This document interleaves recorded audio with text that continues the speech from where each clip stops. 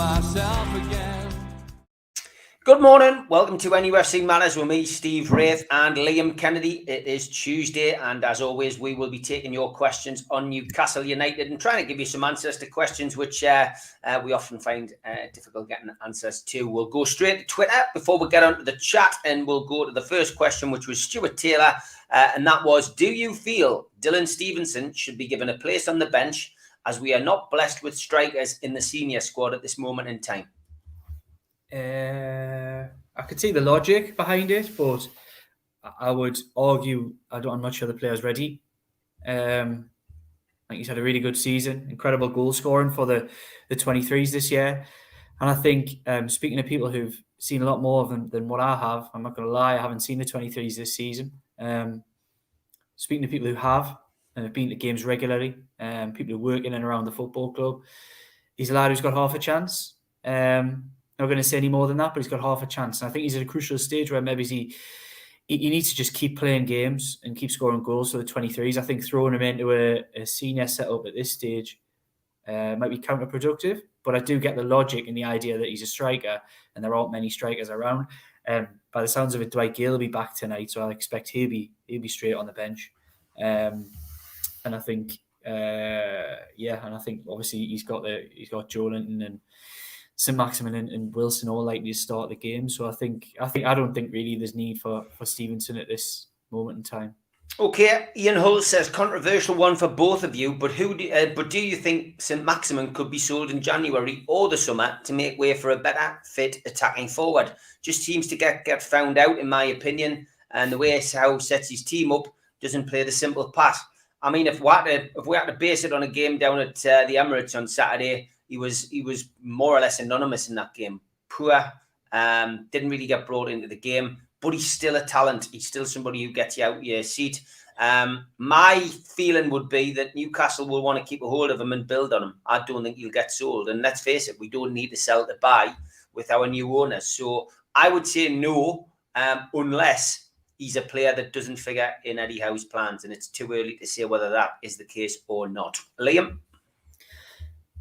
I can see the thinking behind this. So it's something that I'm not sure I've ever said it on here, but there's a lot of people look at the Newcastle United team and they look for the quality and they'll say, where is it? You look at it, if you really want to accelerate forward over the next couple of years, what kind of players in this current crop would remain?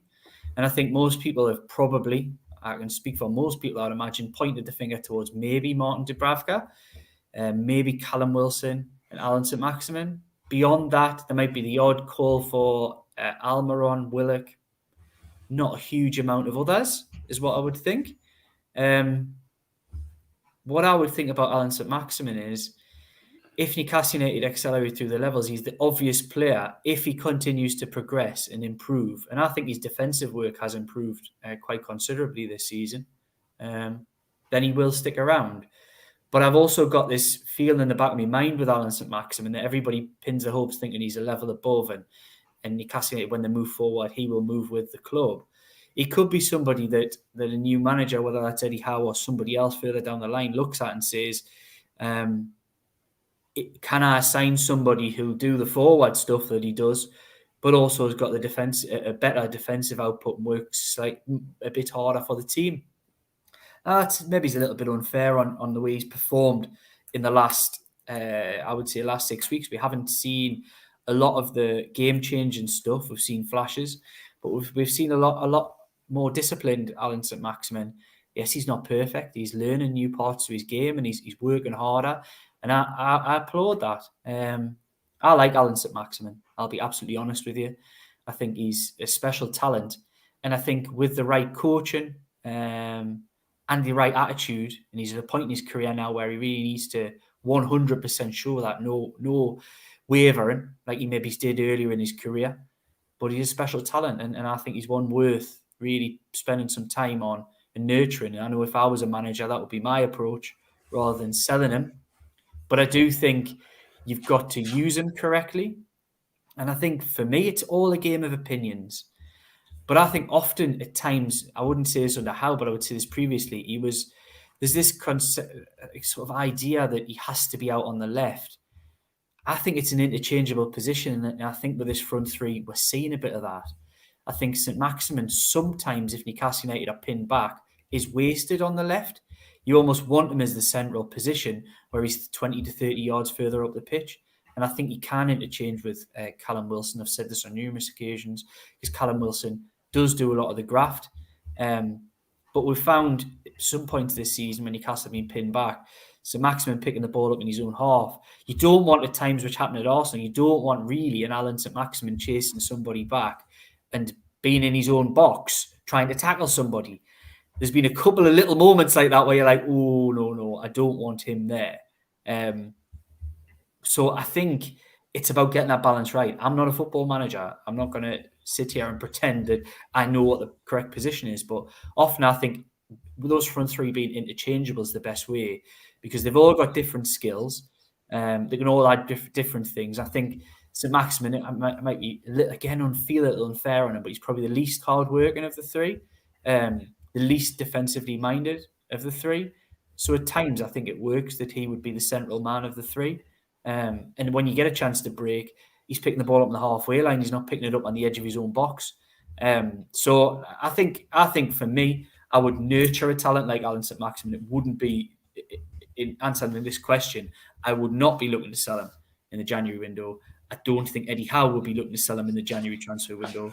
Next summer, who knows? You don't know the situation Newcastle are going to find themselves in. No. So they might not be in the division. They might be looking to completely rebuild. They might be looking to rebuild the team around Alan St Maximin. We don't know that. But I would say, looking at January, I think there's virtually zero chance that Alan St Maximin will be pushed out the exit door. Of course, depends which division we're in. And I hate to say that, but there we go. That's a question for another day. Stephen Locke says, two-part question. And this is a question which we all want to know the answer to, including me. I've been to the gym this morning. Everybody's talking about it. What is the situation with Fernandes? And second part of his question, are we only targeting loans in January as per Peter O'Rourke's claim? So the question that none of the journalists are seemingly asking is what's happening with Fernandes and whether they're waiting until tonight, because tonight's going to be key. Lascelles is out, Ritchie's out. That's two of the players who've been regularly playing in a failing defence. Now, if he leaves Kraft in, brings in Clark, which he has it, we've had a tendency to do. Maybe gives Lewis a run out, and Fernandes isn't playing. There is a serious issue with him, isn't there? I'll go back to something you said. I think it's unfair to say journalists haven't been asking. I think the question in press conferences has been asked. It's been asked. And what's the answer been? Quite non-committal, to be honest. Praising of the player, which suggests to me, and again, I'm not going to pretend that I know the exacts, but suggests to me that there is some issue. I think people tend to maybe jump down the wrong avenue and say, has he had a fall? I've seen this, has he had a falling out with Graham Jones stuff? He's fallen out with him, he's fallen. It's just not really the type of thing that I think has happened here. I think there is something beyond that, maybe beyond football. I think he's a quality player. Yes, he's probably maybe a year. He's not been the same since he got COVID. It's been a tough time for him. But maybe he's gone a year over the hill. He's still Newcastle's best defender. And I really hope that whatever issues there's been, it's all been sorted and settled. And we can see him play at centre-half tonight. And I think there's a good chance he plays centre-half tonight. Newcastle win. He has a good game. Jamal Lascelles doesn't get back in because I think I've stood up for Jamal Lascelles for quite a long time. But I think some of his performances in the last few weeks have been nothing short of really, really bottom-end championship stuff. Dreadful, to be honest. This is an early test, really, for Eddie Howe's management, really, because, it's like a process of elimination. If he fell out with Ashley, that doesn't matter. He's gone. If he fell out with Charnley, that doesn't matter. He's gone. If he fell out with Steve Bruce, it doesn't matter because he's gone. And you can see why Graham Jones is next in the firing line, because Graham Jones came out at a press conference when he was asked about Fernandes and came out with a rather cryptic answer. So that's why Graham Jones is under the spotlight by Newcastle fans. I think people are reading too much into it, personally.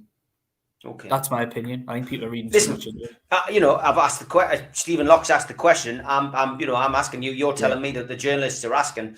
Tonight's going to be interesting because if he doesn't get a look in, yet he's fit and he's part of the squad, training with the squad, then there's something amiss. It's another Dwight Gale situation. It's another Dwight Gale situation, isn't it? Really, it's another Dwight Gale situation. Okay. What I would suggest on that one though is that the obvious choice, given his recent team selections, would potentially to bring Kieran Clark in. And I made the argument at the start of the season. He was dreadful in pre-season. He's had those injuries, of course. I don't think Clark's been the issue in the defence, really.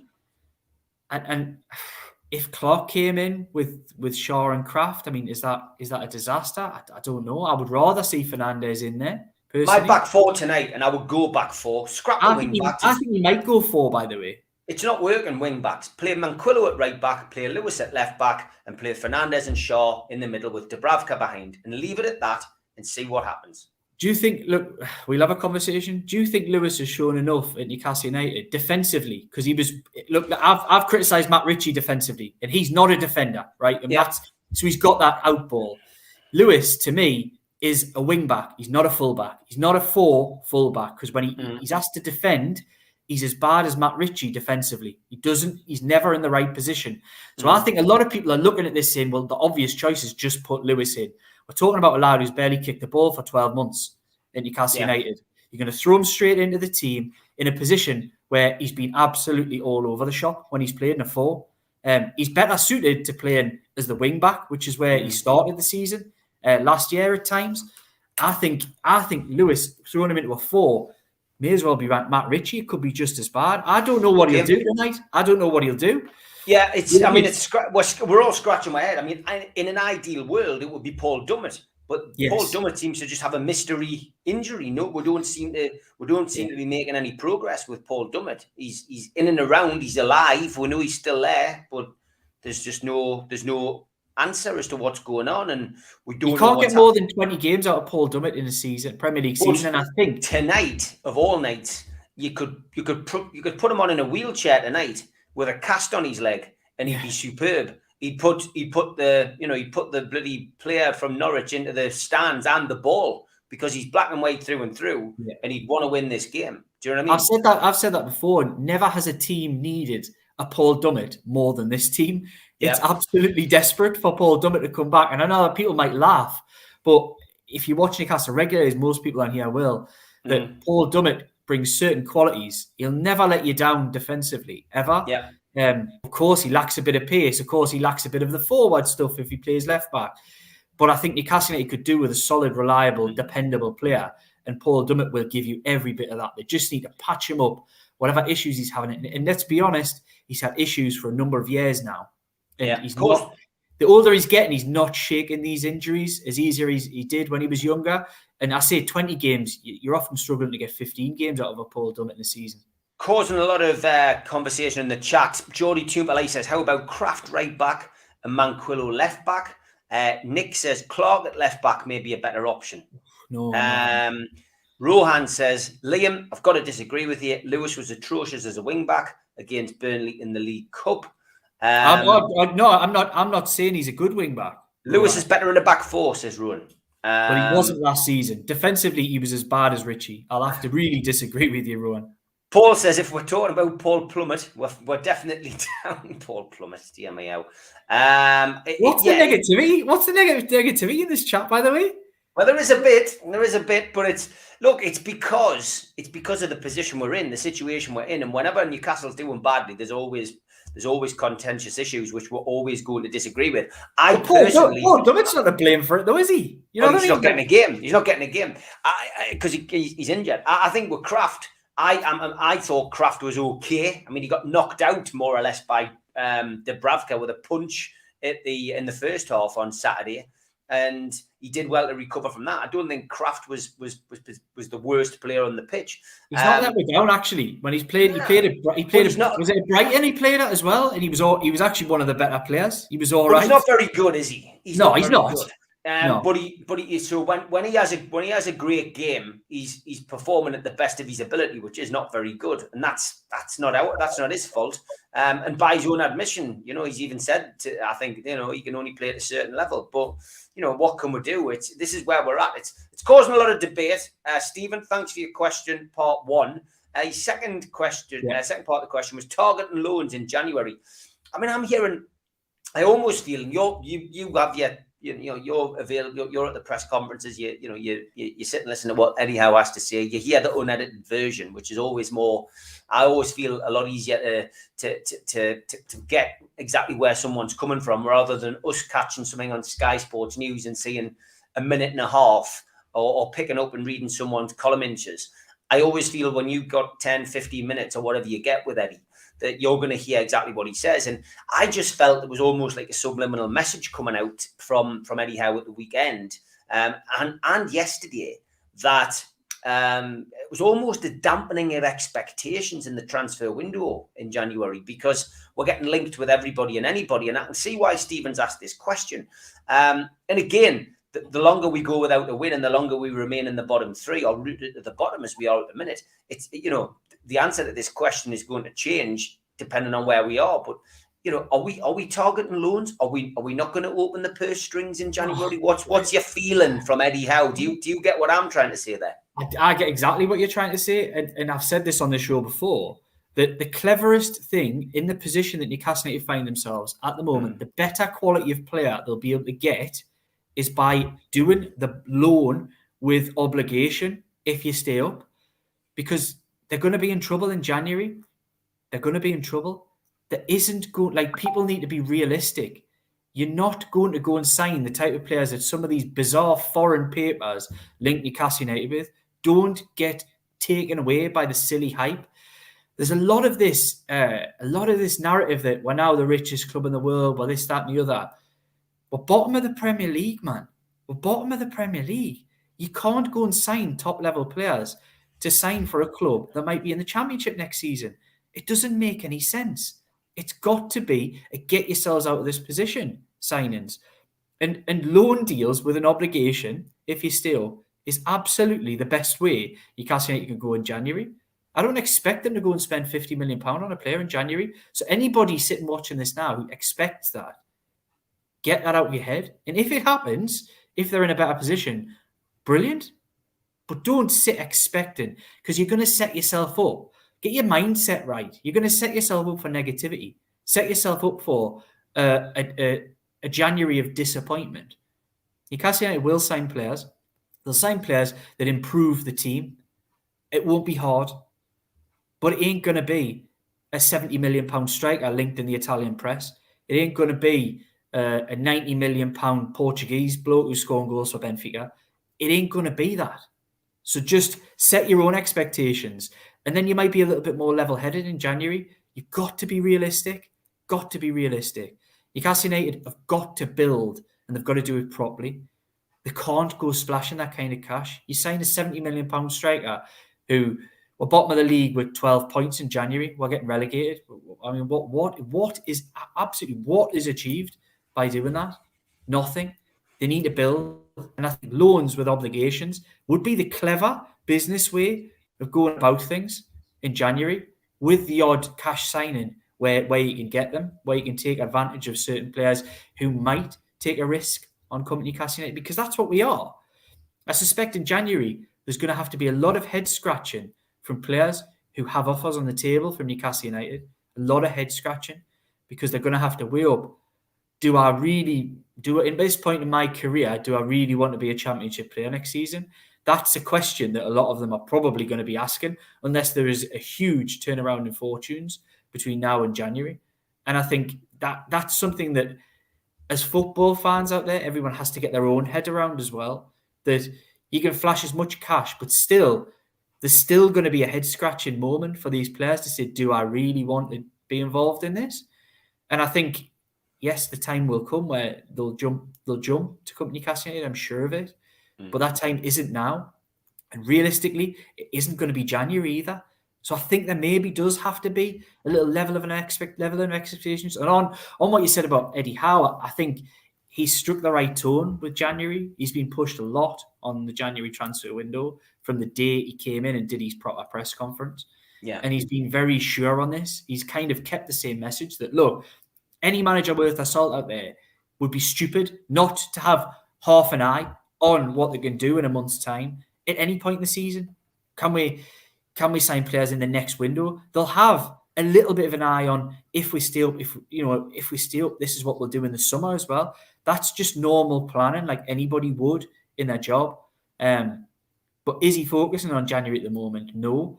He needs to make sure he gets a tune. He needs to keep Newcastle United in the mix. We can't be cut adrift. And if we look, this is what we should be talking about, Dave, not January. Is this week is probably the most crucial week of Newcastle United's season. If we don't pick up a bare minimum, I mean, and this would be really pushing it. They have to get a bare minimum 4 points. If they don't get 4 points in these two games, and that would be less than we should get, you have to target 6 points from these two games. If they get 6 points, things start to look a little bit different. You go into that tough run of games in December thinking, right, we've got a shot here. There's a little bit of confidence comes back. The players start to really, really believe again, because there is a crisis of confidence at that football club. Because every card that's been played, whether that be a takeover, the end of Mike Ashley, the lifting of the gloom, the taking away of Steve Bruce, the bringing in of a new manager. We've had a double bounce. We've had the game that he wasn't there, and then with all the training, then we've had his actual game. There's been lots of little things, little moments that could have lifted this group, and it hasn't quite done it. They seem a happier bunch. The word you hear from the camp is that they're really, really enjoying training. They're really enjoying the process, the organisation, the actual training itself. We need to see results of that on the pitch. And the sooner that happens, the better it'll get. I'm sure when Newcastle United win a game, it will start and they'll go. But it's that hurdle. And tonight is huge. Let's not think about January and signings and what will happen in May. Tonight is the biggest game we've had in a long, long time. You're playing a team that you have to beat. If we walk out of St James's Park with anything less than 3 points tonight, because I think even though Norwich have got a new manager, I think the way that Burnley play, even though they were terrible up here in the League Cup, still beat on penalties. They're a better team now. They're starting to pick up results. Tonight's the 3 points, because I think Saturday might be really tough. And the pressure builds even more if you don't win tonight. If you only get a point tonight, you go into Saturday's game, the pressure is huge, absolutely huge. I think tonight everyone needs to just focus on this. Get behind the lads if you're going. Keep the positivity up on social media. We've got to get behind these players because it's all we've got. And Eddie Howe was a bit that nobody would have seen. He has a bit of insight for you. A bit that nobody would have seen from his very first press conference. I was there at St James's Park. And it was shining a light into the person behind the happy-go-lucky, positive persona that Eddie Howe presents. He went to Lee Marshall, the club press officer, who sat at the front of the room, collected journalists, TV, radios were in a different room, newspapers. Lee Marshall went to get up, and Eddie Howe said, wait. And he turned when everybody turned off the tapes and addressed the room. And he addressed the room by saying, I know you've got jobs to do, but we need to stick together. I need you pulling in the right direction as us. And I think that's a mantra that everybody's got to stick by. What he was doing there, look, there's positives and negatives to that. Maybe he's got to realise that he's come to a big club now and you can't control the narrative like he might have been able to do with a less focused Bournemouth or wherever when he's been to Burnley. He's never going to be able to control the media and the narrative at Newcastle United. But it was a little sort of shine into the character that he is. He wants control and he wants to be. He wants success so much that he'll do anything to get it. I really believe in him, and I think when we get that first win, things could take off.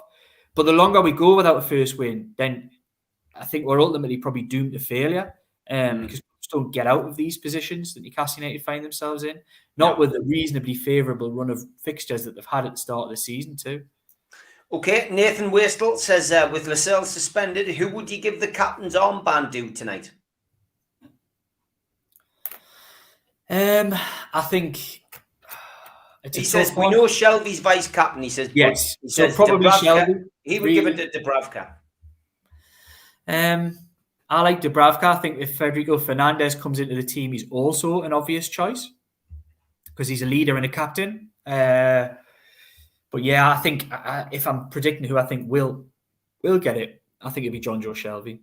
Okay, quick answer to a quick question. Lee Carr says, if Rafa Benitez leaves Everton, could he be in the race to become director of football?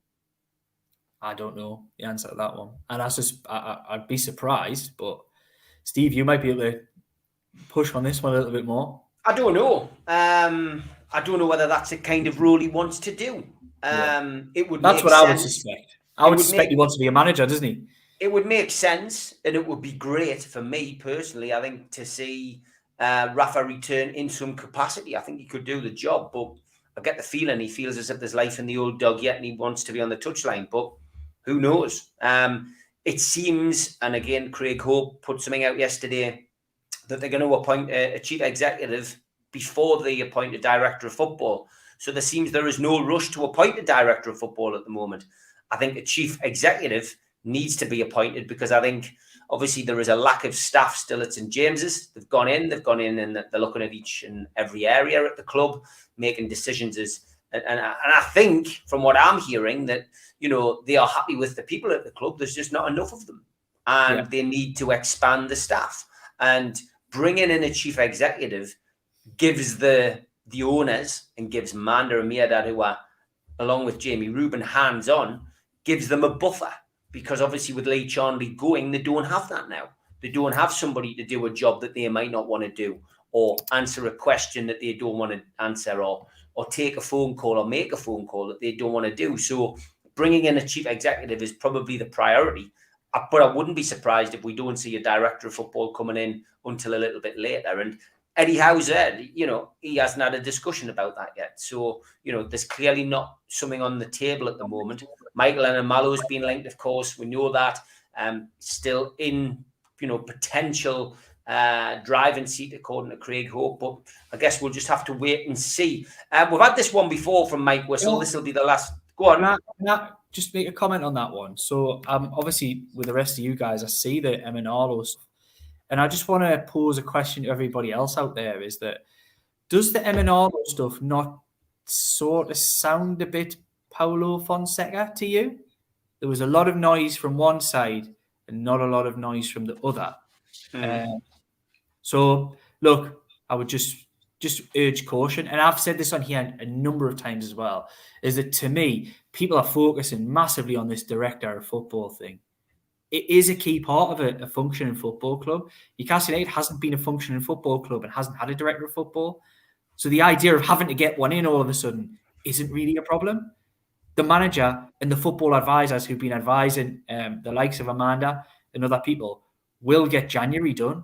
I really wouldn't worry about January. January is looking like it's going to be a firefighting window. This isn't going to be the type of window where it's, we'll sign this player because, that's what we're building towards. Newcastle United don't have the foundations to build on. They've got to stay in the division. January, don't worry about directors of football for January and all this kind of thing. It's ludicrous. They just need to sign players to keep them in the division. The summer's the one for building, not January. Yeah, I would agree. Last question from Mike Whistle on Twitter. He says, who would Liam Kennedy and yourself like to see as the marquee signing of the takeover, similar to Rubinho at Man City when their takeover went through? Had this one a few times, and I still think personally we need a good centre half. And I think if Conor Cody is available to us in the transfer window, I would take him over Tarkowski. I can't see Burnley selling us a player when they're one of our rivals. But after the Christmas fixture, who knows? I mean, after this week, who knows whether they'll even be considered as rivals? They could win and beat us, and they could be out of sight again. And who knows? But I would sign a centre half, so Conor Cody would be my answer. I would argue the question Robinho was a disaster, really. He wasn't very good. He ended up being a disaster at Man City, so I would argue that I don't think they need anybody like that. But I get the idea, the marquee idea. I don't know. I think it's a talk for a different day, unfortunately. I'm going to be really boring on this, but I don't see a marquee signing being anywhere on the priority list in January. If you want to make big signings to improve the team, I think that's going to have to be the summer. One of the stories that you hear a lot of from the foreign press is the Ousmane Dembele one. And prior to this is my information prior to Xavi getting a job at Barcelona. I know he's made noises suggesting that he wants to give him a new deal, etc. But I'd actually heard that Dembele was a potential summer signing. Was one that was seen as a real one with a chance. I don't know, is he a marquee signing? Is he not? He commanded a lot of money in his time. He's had a lot of injuries as well, by the way. But would be an incredible signing from the bits and bobs I've heard about him. But somebody like that potentially could be in line. I don't know. I just think we need to focus on the here and now. I think getting far too far ahead and worrying about what might be in the future. If you have that kind of thinking, you're going to get yourself a boot in the balls because it'll end up getting put back a year because you'll be in the Championship. So I really wouldn't worry about any of that now. There's a T-shirt, John. I can smell a food bank T-shirt. A boot in the balls with Liam. Spider VPN, big shout out to them for their sponsorship. As always, they're the boys to trust if you want to protect your computer and everything online. Google Spider VPN. They come up at the top of your search list. And skipsandbins.com. Telephone 0800 25 45 25 3. Email inquiries at skipsandbins.com. Website www.skipsandbins.com. Easy contract, free and pay-as-you-go waste collection. Thanks to the lads for their sponsorship. L&G Family Funeral Directors, 0191 389 7245. Thanks to you guys. And to qtechshop.co.uk, the makers of pool tables and snooker tables in Wales and Newcastle. Also thanks to Jab Signature, jabsignature.co.uk. If you're a first-time visitor to the channel, hit the Newcastle Legends logo down below and you can subscribe for free. We still do 7 shows a week. Hit the thumb up to like the video. It does do us a big favor. Click share to share to your social media and drop into the comments box to speak to like-minded Newcastle fans. We're also available as a podcast on iTunes, Spotify, and other podcast providers.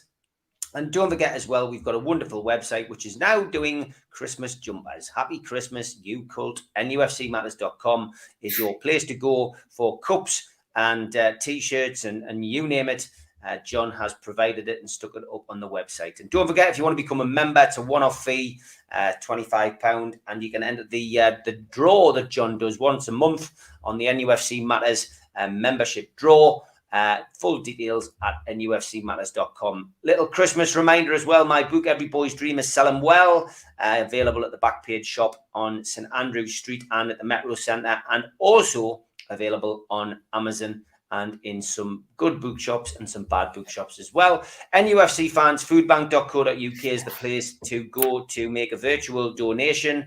As always, there will be collectors outside the ground, so please dig deep if you're passing tonight.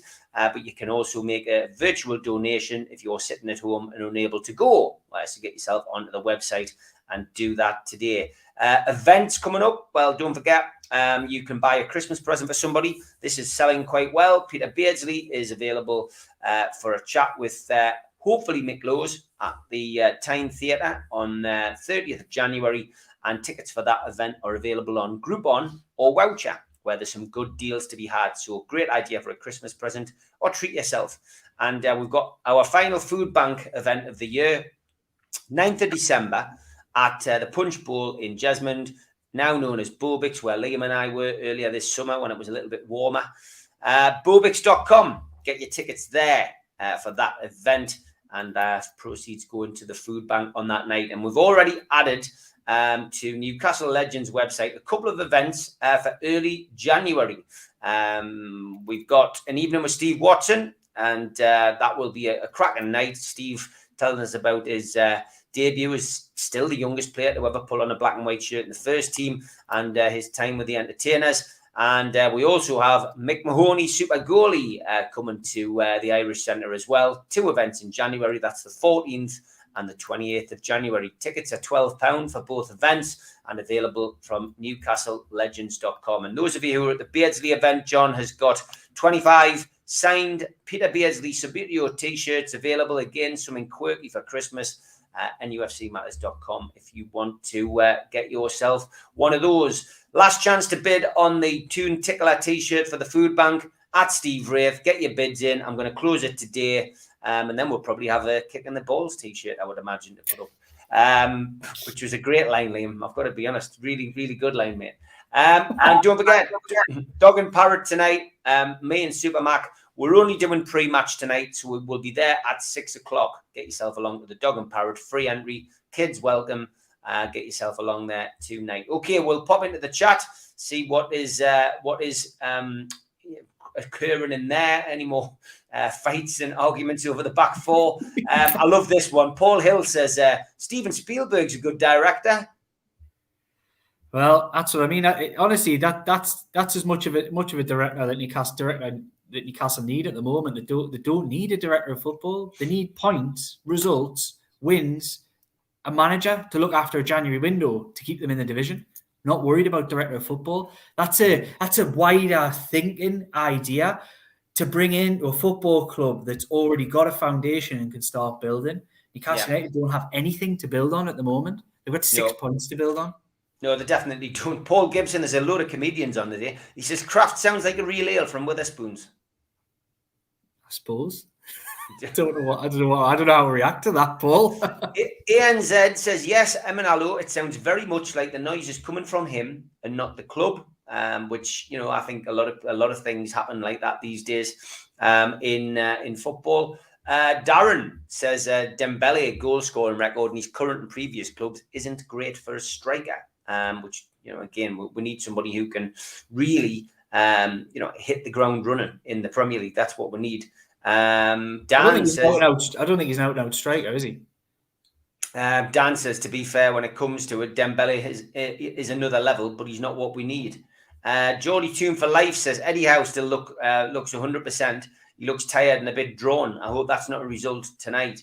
I'm seeing a 3-0 win in a fantastic atmosphere for 90 minutes. Eddie Howe's black and white army. Yeah, I hope so. I mean, I'm optimistic we'll get a win. I'm not quite sure it'll be 3-0, but yeah, I can 1-0 see. 1-0 will do. 1-0 will do. 5-4 will do. Anything. 3 points is all that matters tonight. They've got to get it any which way they can. Yeah. Kirk says, notice how Rafa trusted Dummett. In my opinion, Rafa knew Dummett gave team value per minute. The team shored up the defence. The team became infected by a good mentality and more driven. He definitely put faith in players who put in the effort. Nick says, well said, Liam. Great battle call, which was about your intervention a little bit earlier. Welsh Tune fan says, I do feel we can win tonight. I think if we attack at full flow, we'll have too much for Norwich unless Krull has an inspired display. I'll go with 3-1 to Newcastle. Robert says, surely we should look at loans as well for players who are not getting games for clubs that are risking their World Cup position. Yep. Again, that does come into it, Liam, doesn't it? Of course, that's one of the clever ways of going about it. And you have to be nimble in a January transfer window. A clever way of going about it would be getting players. And that takes the risk out for the player. They're more likely to sign for you if they know they're not sticking themselves for a potential season in the Championship the year after. That does give them, it takes the risk out. And you're more likely to get a better quality of player, in my opinion, by floating that idea. There has to be a mix. There has to be a mix of both. And they have to just wait and see. It's a very transient window. Things move and shift in January more than they do in the summer, at a much quicker pace as well. So I think Newcastle United just have to be ready to go with anything they can get in January. If that means they sign 4 players on loans with obligations who keep them up, are you really going to complain? I mean, is that what we've gone from? We've gone from famine to a half promise of feast to just ludicrous anger for no reason. I mean, let's just sign players. I don't care if they sign 5 loan players in January. If that keeps Newcastle United up, I'll be over the moon. And I'm sure most people will find that in May, they'll be over the moon too. So stop the pointless whinging. If it doesn't happen the way you want it to, this is football. You've got no control over it. You can have an opinion, but don't let yourself get worked up by it. As long as it keeps Newcastle United in the division, that's all that matters. It doesn't matter whether you pay 20 pence or 20 million for a footballer if he keeps you in the division. So listen to Liam, or you know where he'll kick you. I'm a bit randy today, aren't I, Steve? Oh, like Geordie Tubalai says, Kraft sounds more like the plastic cheese. Asif says, a director is an important appointment. We could fare better in January with one in place. as Eddie Howe can concentrate on the team rather than contract negotiations. Kevin says, speaking of directors, any truth to the Amazon All or Nothing camera crews following the club? I don't know. Don't know, Kevin. Yeah. Been linked. It has been linked. It has been talked about, but we haven't heard anything about it. Last I heard, or the rumor I heard was, that there was an offer on the table, but there was no news on that yet. So it will be interesting. I think they're best off not having it, personally. I would. Yeah, me too. Could backfire. Backfire. Simonitis says, I think we need a bit of the rub of the green. Lots of 50-50 calls not going our way. Expecting a roller coaster tonight. Well, that's what happens when you're at the bottom, because you become so reliant on small margins in games because you're not good enough to go and win a game without those small margins. And I think that's the key, that they need to make sure that they just need to go and win a game and put it out of sight. Then a tough penalty call doesn't matter when you're 2-0 up already. But they're not. They're relying on these small margins to get points. Robert says, if we let players go, how many actual loans can we get in or permitted? Is it 4? So I think it's 2. So off the top of my head, I'm pretty sure it's 2 domestic and 2 foreign. Yeah. So you could do 4. Yeah.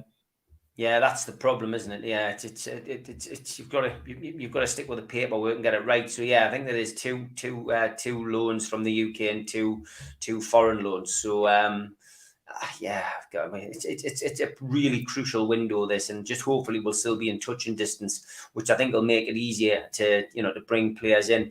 Smash Pumpkin says maximum 4 loans by EPL rules. Ron says obviously says 5 decent loans to get to the 35-point mark, but we can only have 4, which is true. Paul says feel sorry for the Bruce mob sunning themselves in the Maldives, buying new teeth, sinking cocktails. Is that what he's doing? Look, it's like I'm proper ranty the day, Steve. You're gonna have to just tell us to shut up. But I don't even think about Steve Bruce now. I don't even care. I don't even think about him. I don't think about Mike Ashley. I've seen a lot of Newcastle United fans getting involved in the joshing with Steve Bruce should take the Man United job. I don't care who gets the Man United job. I literally I feel that one focus in my mind at the minute is Newcastle United need to stay up. I don't even have the energy to laugh at other clubs if things go wrong, because we're an embarrassment this season. We're bottom of the pile and we're rubbish. So I don't think we've got any right to be looking and laughing, even when other clubs mess things up or, Ollie at the wheel and all that kind of thing. We're a laughing stock, never mind them. I'd rather be their laughing stock than us. So we haven't got a place to be getting involved in all that. We just need to get behind the team and stay up. Yeah, that's the key.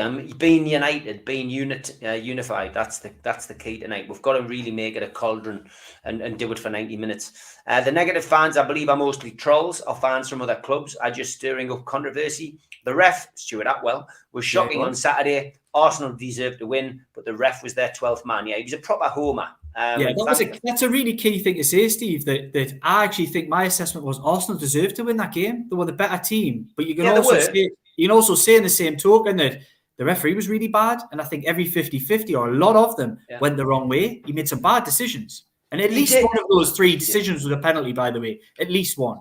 And are you talking about the foul on Shaw? So there was a foul on Shaw, which I wasn't sure about.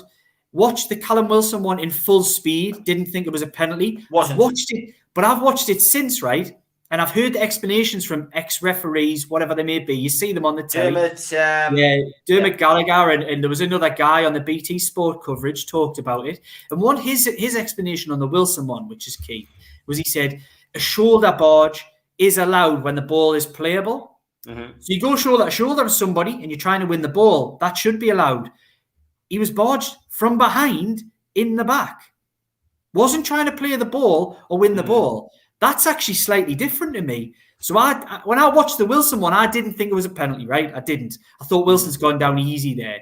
When I actually watched it back a few times, thought that explanation doesn't work. He's actually been barged from behind. So we're saying now when the ball breaks in the box, you can literally barge anybody in any way, shape or form because the ball's winnable. I don't think that's right. And the one that I think was a penalty and wasn't even looked at, cross went in the box, that Tomiyasu slid in, the ball went under him and was prevented from going in the box by his arm. That is a penalty. That is not, that is even close. If that happens in Newcastle's box, that is a penalty. Full stop. It's a penalty. I just don't get it. And it wasn't even, the referee went like this straight away. That, for me, was the clearest penalty of them all. Yeah, I mean, he's got to be related to somebody who supports Sunderland. That's all I can say. But yeah, I mean, the Wilson one was interesting. I mean, I was in the lower tier, and I was in front of it, and Wilson could have stayed on his feet. And I think he made his decision to go to ground too late. Do you know what I mean? Like, I think he was in two minds. Like every good striker, he wants to finish the job. And I think he felt he probably couldn't, so he went to ground. And I think that's why we didn't get the penalty. Not disagreeing with what you're saying, I agree 100%. But yeah, I just think that was probably the reason why we didn't get it. Tom says, I'm just hoping we can keep Pookie quiet tonight. He's probably their main threat. Yeah, and I think putting pressure on Grant Hanley's key tonight because he's absolutely pony. Yeah, he is, and I think we've got to. I don't look at Arsenal's team, Tom, and look at anybody at Arsenal, look at Norwich's team, and say I'm worried about any of them because Newcastle United need go. If Newcastle go and play attacking wise like they did against Brentford, and the defensive discipline of the 30 to 35 minutes that they had at Arsenal, and can get a blend of that together tonight, doesn't have to be the all-out attack against Brentford, doesn't have to be the all-out defense against Arsenal. If they can strike that right balance, create chances without giving too many away. And let's be honest, actually, they didn't give a load of chances away against Brentford, but they conceded 3 goals from individual errors. If they can cut out the individual errors and attack reasonably well like they have under Eddie Howe, I think they'll win tonight. I'm not worried about anything that Norwich has because I think we've got better players. So I think if we play like we can, we'll win tonight. But will the individual errors creep in? Will the defensive frailties, which there are numerous defensive frailties, creep in? Will he pick the right team? I've got faith he'll pick the best team possible. I think he opens himself up to a little bit of criticism from certain elements of the fan base. If he switches to a 4 and they don't get a result, people will look at it and say, does he know what he's doing? Because he's gone with one formation, switched it to another. He's changed personnel at will in the 3 games, which he probably will change personnel again tonight. I think people might criticise him a little bit unfairly. Let's remember, we love Benitez. It took Benitez a few games for the team to start kicking on and implementing the idea. It's not the type of thing you can change overnight. You can't change. It's like turning a juggernaut around, turning around the Titanic. Newcastle United's been a disaster under Steve Bruce, an uncoached disaster for 2.5 years. To suddenly turn that around in 3 weeks is a massive ask. And there's been really positive points so far that he has managed to turn around. And actually, if you look at the results since Steve Bruce left, we haven't won a game, but they haven't actually been disastrous results. They should have beat Brentford. That's the one you look at. They should have beat Brentford. But you expect to lose at Arsenal. A point at Brighton's a good point. A point at Crystal Palace is a good point. You expect to lose to Chelsea, even though the manner of that was really bad. Ultimately, they're kind of par scores, bar that 2 points that they didn't manage to get at home at Brentford. So I would argue that things are turning, but they need that win because the longer they go without that win, like I say, the crisis of confidence only grows. Yeah, I would agree. Great rant today, mate. You're on. I need to calm myself down. I haven't had a cup of coffee this morning. I think I'm grumpy. You're on fire. The target has to be at the end of the year on the ground, 14 points to give ourselves a chance of staying up, says Darren. And the players who messed up against Brentford, Darlow, Ritchie, Murphy and Lascelles, are not playing tonight, says Paul. Well, I mean, I'm not going to say they messed up, but I mean, the individual errors was Darlow, Lascelles. Yes, there was. The 2 fullbacks for that second goal were a disgrace. So yeah, I think that's actually a fair point. I'm a right Raji. I'm a Raji this morning. I don't know where it's come from. Gavin says, play like we did against Brentford. We'll win games. Just tighten up the defence and keep the faith. And, that's right, Gavin. Spot on. Yeah, I think that's right. Darren says, I don't believe the refs are helping the opposition to make sure we go down. There's a bit of feeling of paranoia that always strikes Newcastle fans at some point. Like Coggers, I'm not sure who you support, but he says a bit left field. Could a season in the Championship not help you guys? He says everything seems so rushed with so little time. And we might not get a choice, Coggers, but I can see your point. Yeah, I mean, sometimes you've got to go backwards to go forwards. It's a fair point. It is a fair point, but you want to build from a position of strength. And I think building from a position of, it will be a position of weakness, having to then get promoted. It's another headache that you don't need. I think I'd rather finish 17th this season. And you still get the same amount of time in the summer, whether you're in the Championship or whether you're in the Premier League, to build. And I think that's what Newcastle United need. But it's a fair point saying everything does feel very rushed, simply because of the timing. I wouldn't swap it for the world, by the way. I wouldn't swap it for the world. And I think that's something that maybe Newcastle United fans are falling back on a little bit here, is that what would you rather? Guaranteed to stay up this season, 100% guaranteed stay up, and Mike Ashley remains at the football club, or a new start and we're at risk of going down? I wouldn't swap it for the world. Yeah. Jody Tupelay says he feels sorry for Liam's dog today. I'll take Liam. A picture of you like dragging your dog around and going mad. You better get that coffee down your neck. I need the coffee. Rachel says, great show, Steve and Liam. Been great to listen while working. I hope you're doing well, Rachel. The crowd are ready tonight, says Paul. Nick says, Liam, get yourself in the dressing room before the game tonight. I'm glad you've enjoyed me ranty nature this morning. ADB says, loads of good rants today, Liam. Are you on steroids? No, I've not been going to the gym. I've not been to the gym for ages. As somebody very polite on Twitter put a couple of days ago, you've been on a few too many pies you recently. I thought I have. I need to stop working and get back to the gym. Take a leaf out of your book, Steve. Yeah, come with me, mate. I'll get you right. I'll get you fit. Norwich City at home then is tonight, 7:30 p.m. So don't go for 7:45, which is what our usual kickoff times are. Be aware it is a 7:30 p.m. kickoff. That is because it's on Amazon Prime Video, and I'm pleased that I'm not watching it on there, because it was horror stories watching it on there when lockdown was on. But obviously you can subscribe to Amazon Prime Video on a 30-day free trial. Get yourself on NUFC.com, actually. I think they've got the link on there, and it guides you straight there. This, of course, will be the second visit to St James's Park this season for Norwich City, who lost here 3-0 in pre-season. Is that going to affect the way that this game goes? Who knows? And, of course, it was Daniel Farke who was manager at the time, but Dean Smith is the manager tonight, and he replaced Farke after being sacked at Aston Villa, of course. Paul Dummett, sick of saying this, remains unavailable due to injury, while Jamal Lascelles and Matt Ritchie both serving one-match bans tonight after reaching the 5 yellow cards after being booked at Arsenal. Callum Wilson, of course, is one booking away from suffering a similar fate. After missing the Saturday trip to Arsenal at the weekend, as a precaution after reporting a bit of soreness in his hamstring, Dwight Gale could return tonight. And, of course, he scored in that friendly. Fantastic header against Norwich in the pre-season. As I've already mentioned, pre-match, we've got Dog and Parrot talking with Supermac, which is at 6 o'clock. It is free entry for that. As for Norwich, Matthias Norman won't travel after sustaining damage to his pelvis in City's last game. He joins Sam Byron and Christoph Zimmerman on the sidelines. And Norwich arrived tonight unbeaten in their last 3 outings, after registering their third goalless draw in 7 games against Wolves at Carroll Road on Saturday. We do, of course, have a former player in the Canaries ranks. Tim Krull is an ever-present in the Premier League this season. Of course, once the goalkeeper of this parish. And referee tonight, well, thank the Lord, it's not Stuart Atwell. But we've got Andy Madeley from West Yorkshire. He hasn't been involved in any of our games since the 1-0 defeat at Sheffield United in January, when, of course, he sent Ryan Fraser off. VAR is Lee Mason tonight, and as I've already mentioned, UK TV coverage is on Amazon Prime.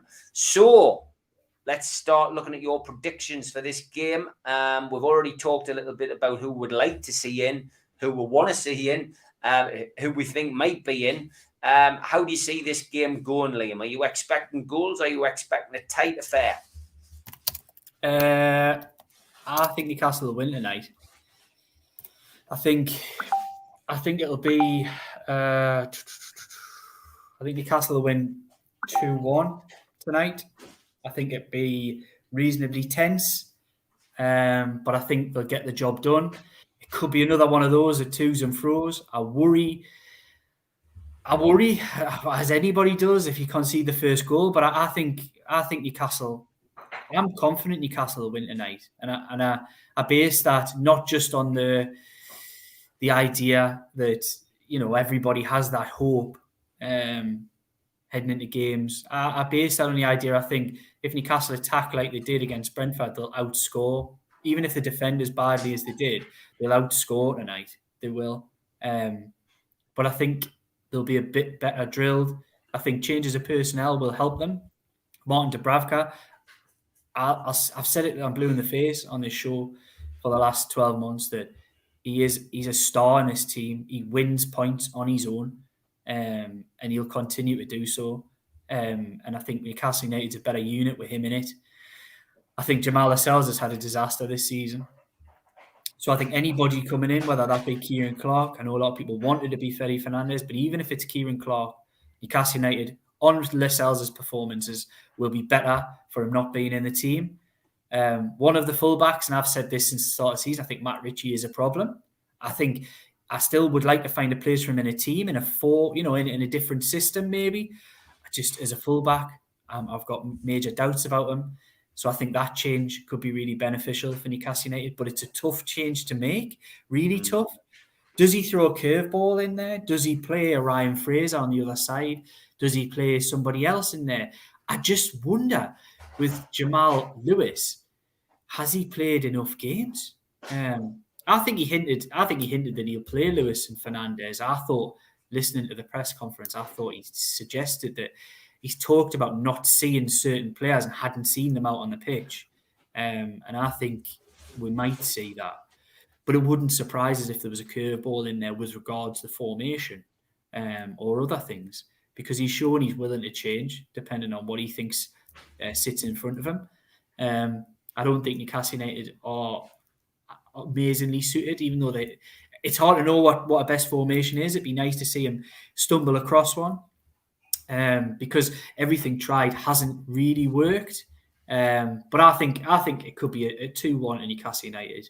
I see Callum Wilson getting back to his scoring ways as he has the last few home games, and I think we'll see 3 points tonight. And I think that'll be a boost with 3 points. With 3 points, the pressure is still on Saturday. Yeah, but we're halfway there. I think if they get anything less, then Saturday becomes really, really difficult against a tough. That Burnley aren't going to come here with any kind of grand plan and shock you with the way that they play football. They play the way they play. They've played that way ever since they got promoted. They're big, they're physical. They'll beat you at set pieces. They'll get crosses in the box, and that could be really problematic for this defence. They don't deal with that very well, but you know what you get from Burnley, and I think Newcastle will find it tough. But tonight's the one. You couldn't ask for I said Brentford, you couldn't ask for a better game, and I was right. You couldn't have. It was winnable. This is a gimme. It's got to be a gimme tonight. If you don't win tonight, then I think there's probably going to have to be a little bit of an acceptance among the fan base that this is a major, major mountain to climb, and it's one that teams don't really get out of. Because it's not that you start moving away from the points difference, which will increase over December, potentially. You start looking at the fact is the confidence will drain. If they go through this week and don't get wins, the confidence will drain from those players because they'll then lose a little bit of belief in what's even happening on the training pitch because they're not getting the results that they feel they should be getting with the work that they're putting in. So I think this week for everybody is amazingly crucial. That we need that win just to help the manager along. We need that win to help the fans along, to keep believing in the process and keeping the faith. But if they fail tonight, then I think it's going to be a pretty grim City come tomorrow morning. Yeah, I would agree. Quick plug for where you work, mate. Newcastle World. Everybody, check out. We've got a piece going up now, just explaining what you were talking about there, Steve. How do you watch tonight's game for free? We'll have links in there to help everybody out. So just check out Newcastle World, newcastleworld.com. Check out our social media channels. We're on Twitter, we're on Instagram, we're on TikTok. TikTok, everybody, for the young generation. We're also on Facebook. Me. Are you on? Are you, Steve? No. I definitely will. Just when you said young generation, me ears pricked up. So yeah, everybody just check out our social media, but newcastleworld.com. We'll have a little bit of explainer. If you're struggling out there to get yourself or know what to do to get the Amazon game for free tonight, and again, as he said, a 7:30 kickoff, bit of a different one, then check out newcastleworld.com in the next half an hour and we'll have a little explainer up for you. Great stuff, as always, Liam. The hour flew over. Enjoy the game tonight, mate. I'm sure you will. Let's hope it's 3 points and look forward to seeing you next week, mate. Take care. Cheers.